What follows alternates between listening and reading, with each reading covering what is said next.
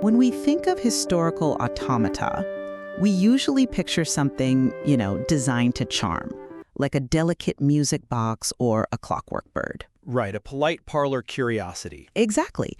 But Tipu's tiger completely shatters that quaint illusion. It's a nearly life-size wooden tiger, violently mauling a prostrate European soldier. And it even has a concealed organ that simulates the dying man's agonizing moans. It is definitely not whimsical. Not at all.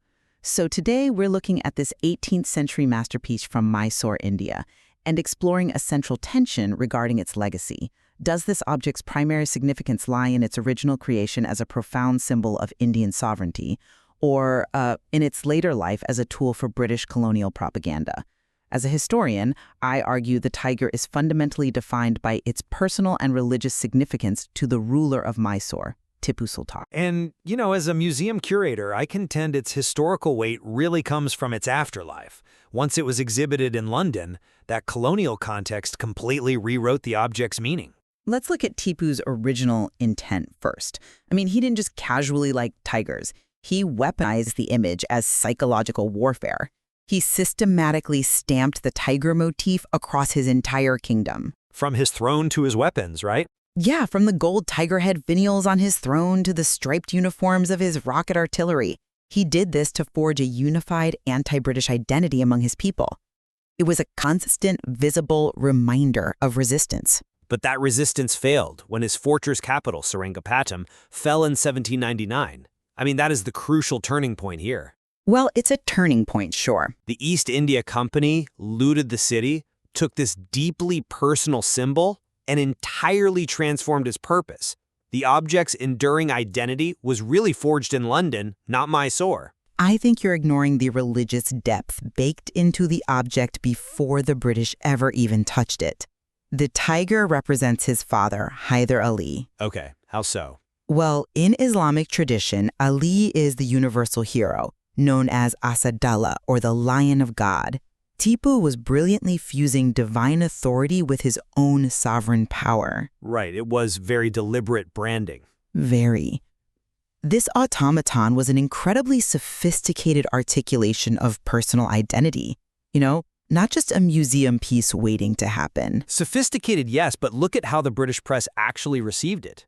The 1800 St. James's Chronicle didn't see divine authority or complex branding. Of course they didn't. They described a horrifying machine that to them proved Tipu's cruel tyranny.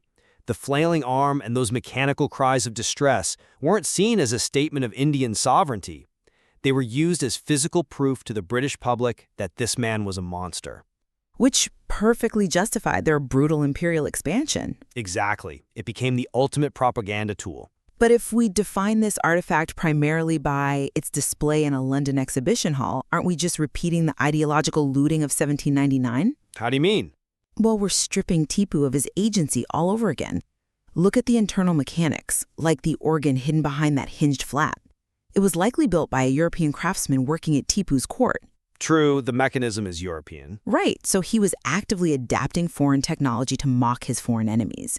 That is a deliberate, sovereign choice. They didn't just put it in a glass case to mock him back, though. They systematically co-opted his entire symbolic vocabulary.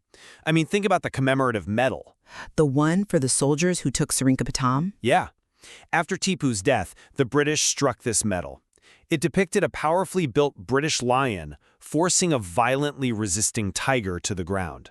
They quite literally turned his own emblem against him. Exactly. But they went even further than that. They hijacked his Arabic banner, Asadullah al-Ghalib, the conquering lion of God, and placed it over the British lion on the medal. Wow, that is pure audacity.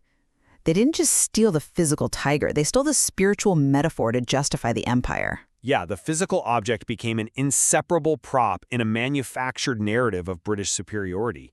It's impossible to look at the tiger now without seeing the colonial framework that preserved it. I'd argue the object physically embodies that very clash, though. It doesn't just belong to one side's narrative. How so? Well, the casing is painted wood crafted by an Indian artisan, while the inner metal and ivory mechanism is European. The craftsmanship itself is a hybrid. It physically mirrors the violent entanglement of these two empires. That dual craftsmanship is certainly a physical manifestation of two empires colliding.